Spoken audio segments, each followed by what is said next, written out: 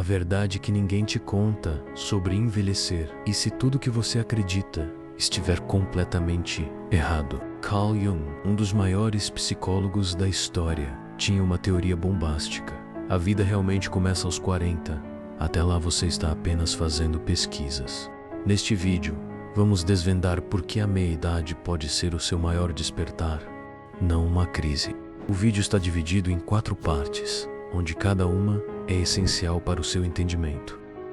Agora, para a primeira parte, nós vamos discutir por que nossa persona dos primeiros 40 anos é apenas uma máscara que inevitavelmente racha. Envelhecer, para alguns, significa estabilidade. Para outros, um despertador que toca alto demais, forçando uma pergunta incômoda. Foi para isso que eu vivi até agora. Tudo parecia seguir um fluxo comum. As rotinas se repetiam. Os dias passavam como páginas viradas de um livro previsível. Mas havia algo fora do lugar. Pequenos detalhes que, isolados, poderiam ser ignorados, mas juntos formavam uma perturbação silenciosa. Durante anos, seguimos um roteiro previsível: escola, faculdade, trabalho, casamento, filhos. A sociedade nos ensinou que essa era a trajetória correta. Um mapa seguro que garantiria felicidade e sucesso. Mas o que acontece quando, ao alcançar esse ponto, a promessa parece incompleta? Aos 40 anos, muitos sentem que fizeram tudo certo. Mas no fundo, tem algo de errado.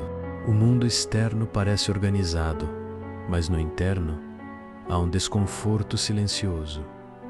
Um incômodo que não existia antes. Não é tristeza, nem necessariamente arrependimento. É um vazio que não deveria estar ali.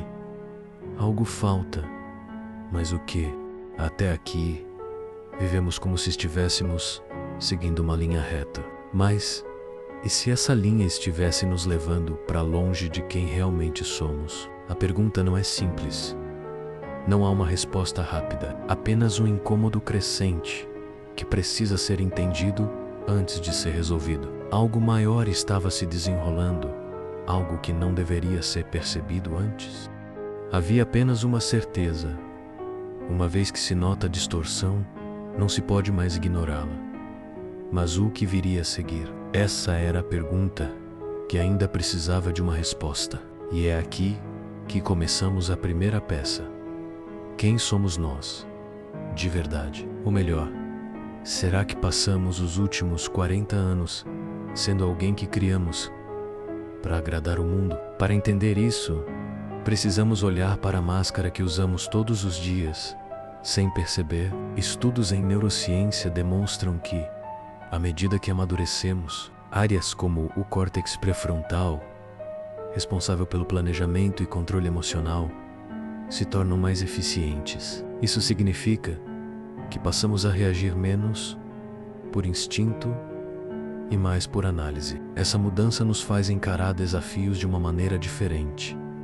O que antes parecia insuperável, agora pode ser visto sob novas perspectivas, sem a carga emocional intensa que dominava nossas reações no passado. A maturidade emocional, que caminha lado a lado com essa reestruturação neurológica, redefine a forma como lidamos com frustrações e expectativas. Problemas que antes geravam desespero passam a ser vistos como fases naturais do percurso. Desenvolvemos resiliência, aprendemos a esperar e, sobretudo, a compreender que nem tudo está sob nosso controle e que isso não precisa ser motivo de angústia. Essas mudanças cerebrais também influenciam diretamente nossa busca por sentido e propósito. No início da vida adulta, muitas escolhas são feitas por influência externa, sociedade, família, pressões do meio. Mas com o passar do tempo, conforme nossa cognição se ajusta,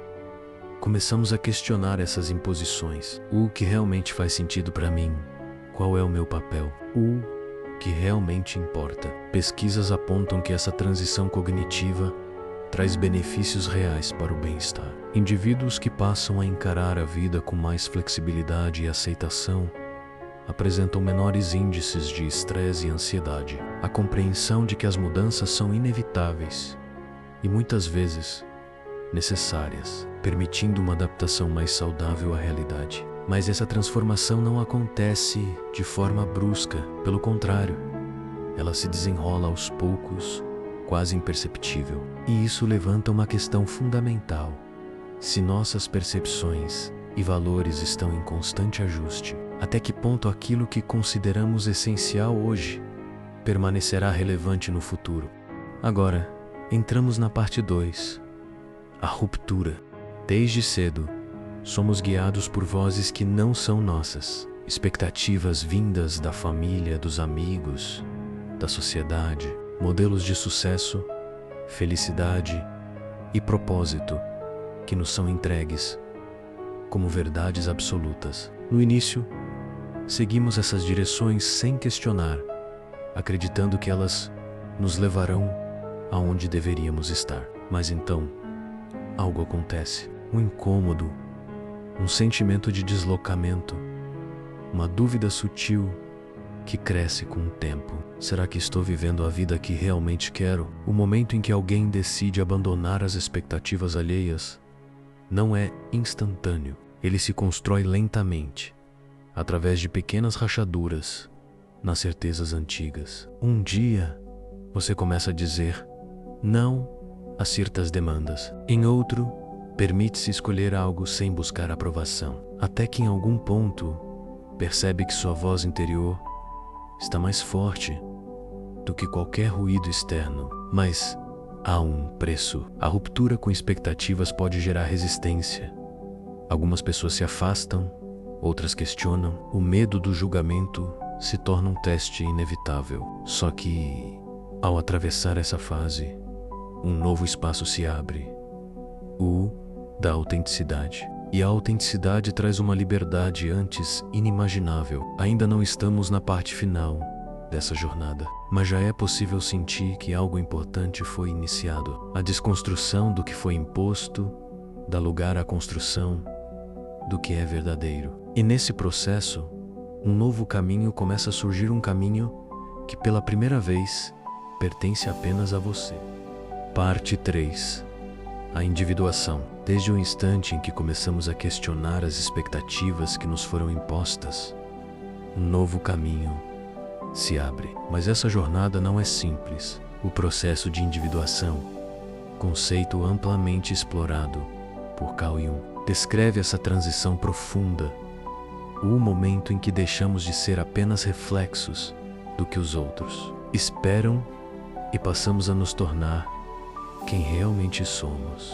Nos primeiros anos de vida, somos moldados por valores, crenças e padrões externos. Sem perceber, construímos uma identidade baseada no que é aceito, admirado ou esperado pelo ambiente ao nosso redor. Mas chega um momento inevitável em que essa construção começa a se desgastar. Pequenos sinais surgem, um desconforto crescente, uma sensação de que algo não se encaixa, a intuição de que existe algo além do que nos foi ensinado. O processo de individuação começa quando confrontamos essas imposições e, aos poucos, damos espaço para a nossa própria essência emergir. Não se trata de rejeitar tudo o que aprendemos, mas de fazer escolhas conscientes sobre o que realmente faz sentido para nós. O que antes parecia verdades absolutas começa a ser questionado. Aquilo que sempre seguimos sem pensar passa a ser analisado com um olhar mais crítico. A ciência comprova que esse processo não é apenas filosófico,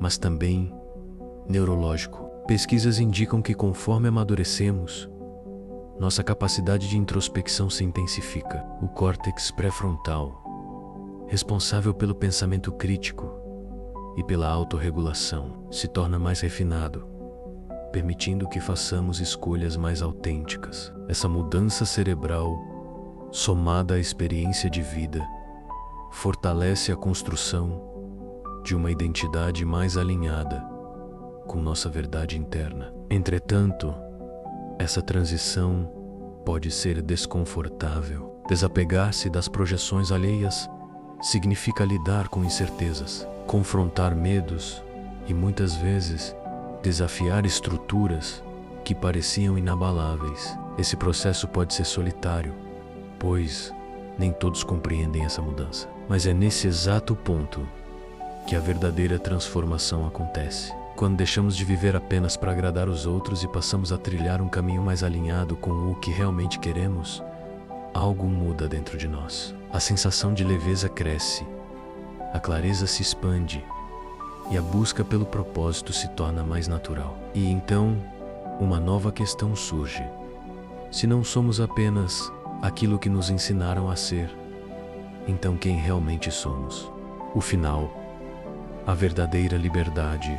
Se não somos apenas aquilo que nos ensinaram a ser, então quem realmente somos? Essa pergunta ecoa como um desafio silencioso ao longo da vida, mas é na meia-idade que ela se impõe com toda a sua força. Depois de anos moldados por expectativas externas, regras invisíveis e crenças herdadas, chega um momento em que algo muda. As amarras que nos mantinham presos a uma identidade fabricada começam a se desfazer, e o que sobra é a essência bruta do que sempre fomos, mas não nos permitimos ser. A vida nos ensina, de forma silenciosa e persistente, que a verdadeira liberdade não é a ausência de compromissos, mas sim a escolha consciente daquilo que realmente importa. Ao longo das décadas, passamos por transformações que nos moldam, que nos confrontam e que, por fim, nos libertam. Esse é o processo final da individuação, o encontro definitivo consigo mesmo. Aos poucos, percebemos que as antigas verdades que nos guiavam podem ter sido apenas conveniências sociais. Os medos que nos impediam de agir eram ilusões. As obrigações que pareciam inescapáveis eram apenas narrativas alheias que nunca foram, de fato, nossas. Aqui, a liberdade deixa de ser um conceito abstrato e se torna uma experiência tangível.